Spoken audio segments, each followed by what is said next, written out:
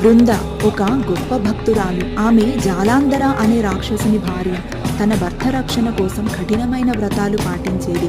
తన భార్య నిష్కలమైన దైవభక్తి వల్ల ఎంతో బలవంతుడయ్యాడు. అతడు దేవతలతో యుద్ధం చేసి వారిని ఓడించడం మొదలుపెట్టాడు.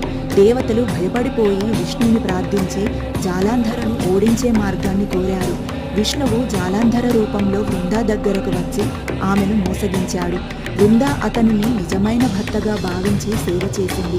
తనను విష్ణువు మోసగించినట్లు గ్రహించి కోపంతో విష్ణువు శిలగా మారిపోవాలని శపించింది.